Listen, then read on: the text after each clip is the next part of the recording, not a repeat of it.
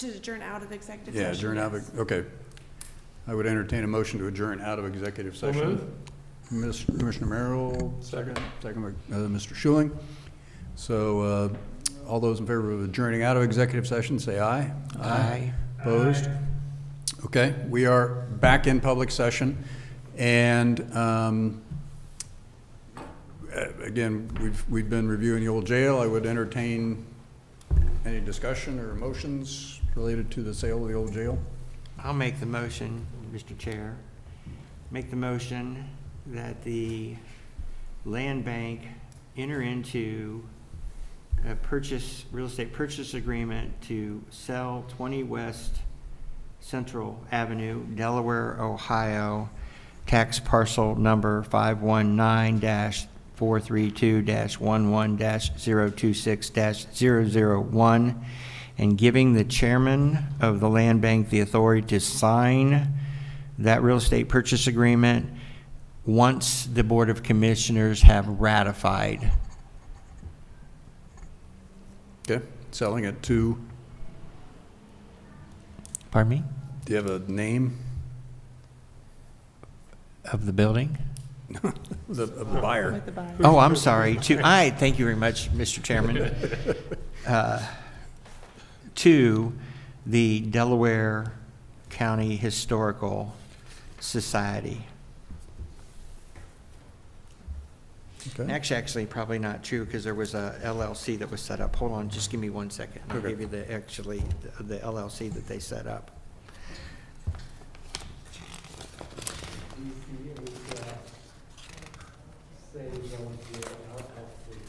It's hard to hear with the mask on, Skip. DCHS Saves Old Jail LLC. They actually formed an LLC to do that. Huh? Okay. I'll second that. Okay, seconded by Mr. Schuling. Discussion. I'll make a comment. I just think this shows a lot about how the system works. And I also want to, before I make those comments, the other potential buyers for the time they put into this project, and it was a difficult decision as we evaluated the options, but the Historical Society is a natural use for that building, and they'll take care of the building, and it serves the interests of the taxpayers at a purchase price of $350,000, and I think it's a win-win for everybody involved, and I'll be pleased to support it. Okay. Other comments? Dave, anything to add? Mr. Chairman, I think from my perspective, it's a great reuse and adaptive reuse of this historic resource within our community. And I would also commend the work of Skip Weiler and his team in helping us through the process today. Yeah, yep, I agree. Just maybe a couple other comments. We received 4 really solid bids from very serious potential buyers, and I want to thank them for their sincere and extensive interest. We received 4 really strong offers, and it was a very difficult decision. And the Historical Society presents a unique opportunity for the community to combine, putting this, getting it off the county's rolls back into a more productive use, and Historical Society will do a great job of it, assuming we're able to reach agreement. But again, very, very exciting. I want to thank everyone, the Weiler Group, for your work on this. Again, we got 4 really outstanding offers, and everybody else who participated. I know there's a whole bunch of people. John Melvin, I know, did a lot of tours and did a lot of work to maintain that building. And again, the whole team. So next step is to get the county administrator to execute the contract and get the approval of the county commissioners. So that's where we'll head. So with that, we will move on to.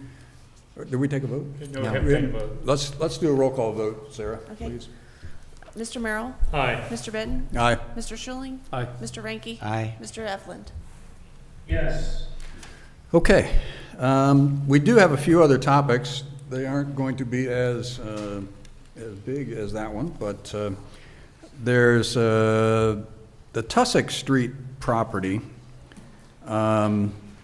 is an acre roughly, plus or minus, parcel that the county acquired in conjunction with the renovation or the work done on Tussock Street, I think 12, 13 years ago.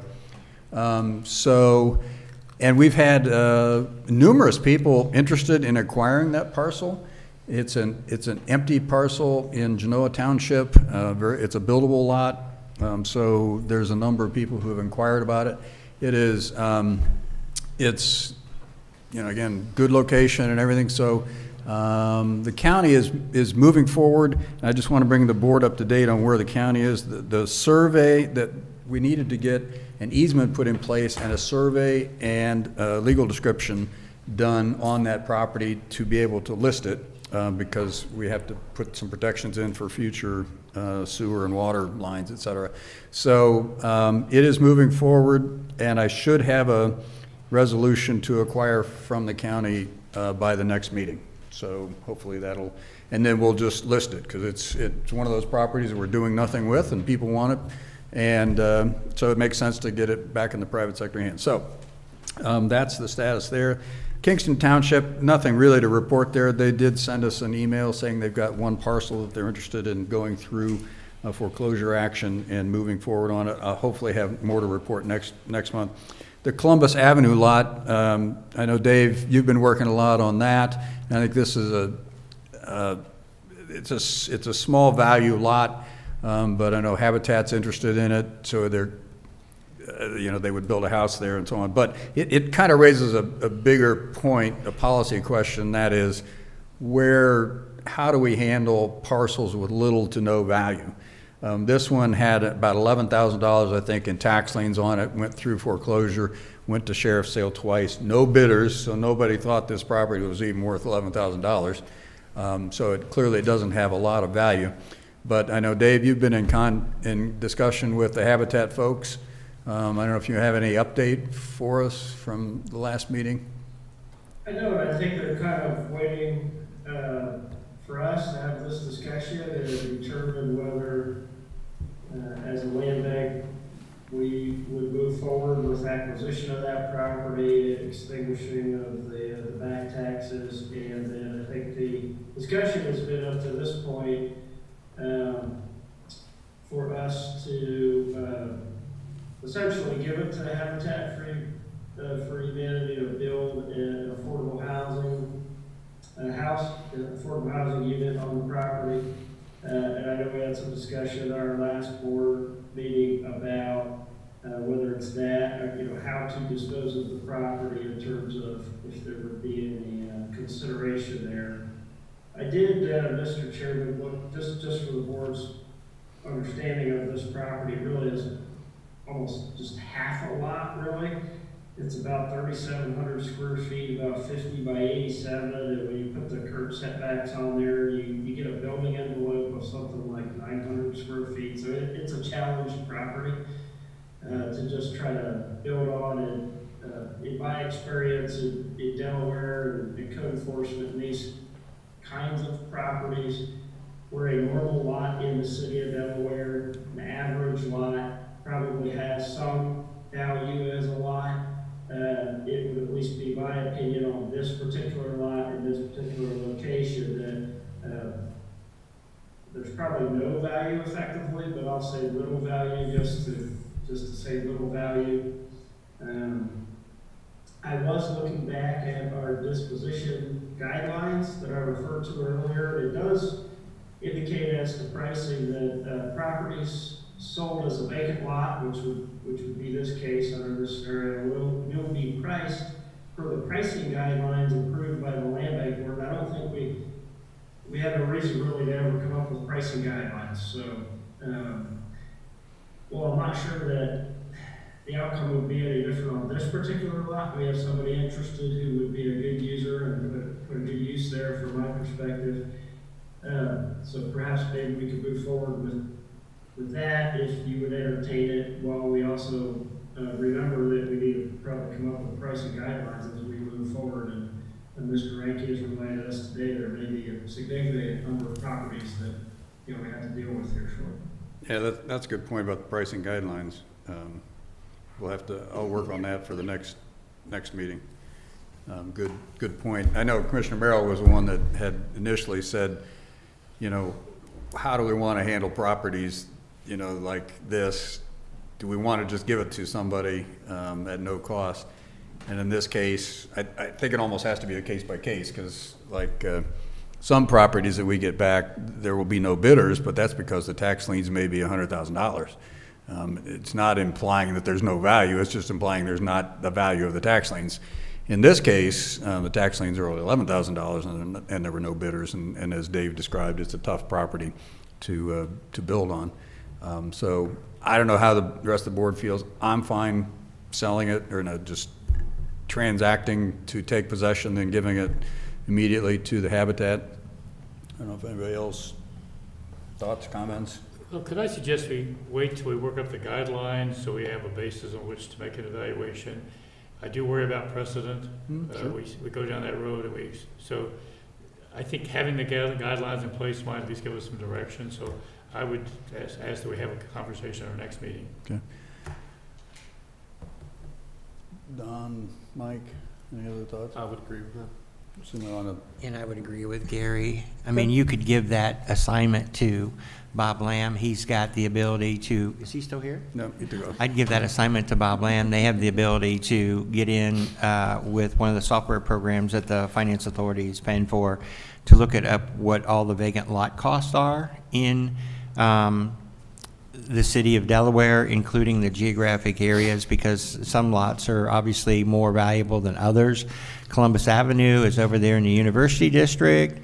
So I agree with Commissioner Mayer. We ought to wait till we actually have a policy so we don't violate it before we actually have one. You can't violate it if you don't have one. No, that's fine. I'm fine with that. Waiting a month isn't going to make a difference. But to difference. move the process along, In the future, yeah. he could, I mean, Mr. Lamb could do that, and I could work with him on how to get there in regards to a policy and how to come up with what the value would be based upon a lot that, you know, because, I mean, anybody that does buy it, I'm assuming that they'd have to go to the city of Delaware because the minimum lot size is what, 50 by 100 for a buildable lot? What's the minimum lot size, 50 by 100? Dave, is that right, or am I wrong? Is there a minimum Yeah, there is a minimum buildable lot size.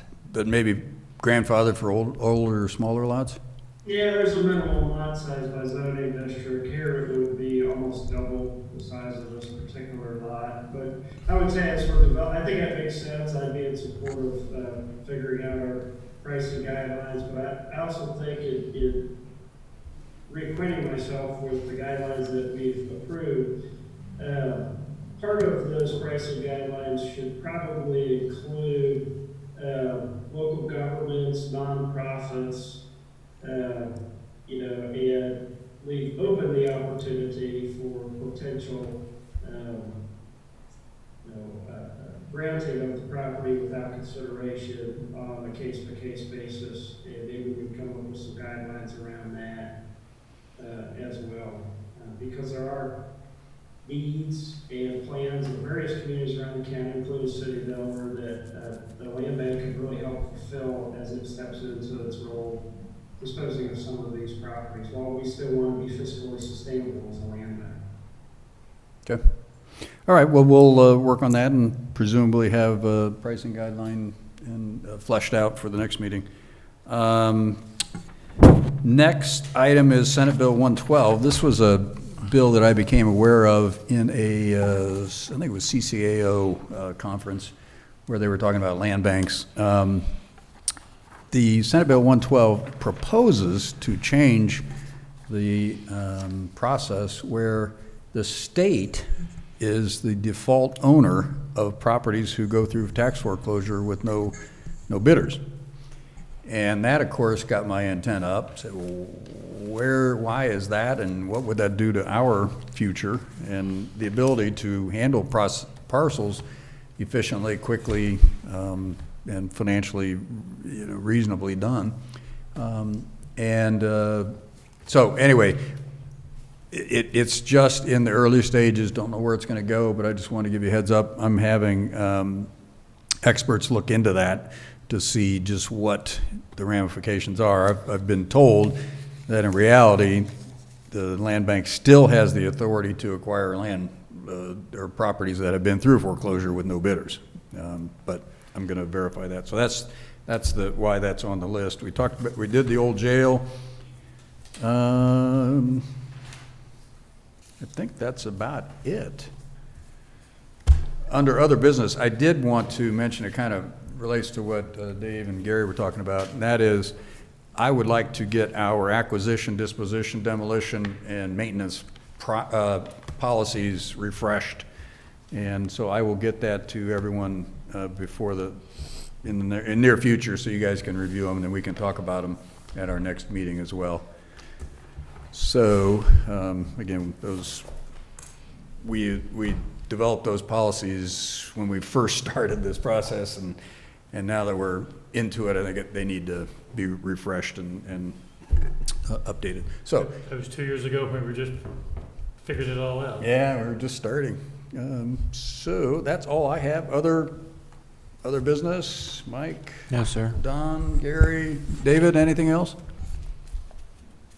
Do we want to Okay. discuss the next meeting? Yeah, we need to set a date for the next meeting. The third, are we still looking at Wednesdays, third, or Tuesdays? We've kind of flip-flopped days. Wednesdays we've been doing. Okay.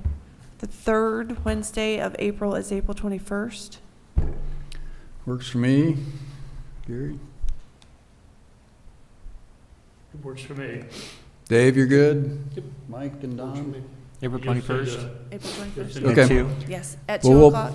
We'll mark it at 2 o'clock on Wednesday, April 21st, and that will be a busy meeting as well. We've got a lot going I on. have a conflict on that day, but I intend over this next month to go back and forth to have the contract of the old jail and all that. Okay, hopefully. Hopefully circulated and all that stuff. Okay. But certainly if there's other questions ahead of time that you would like me to put in writing, my responses or impressions, please let me know. Okay.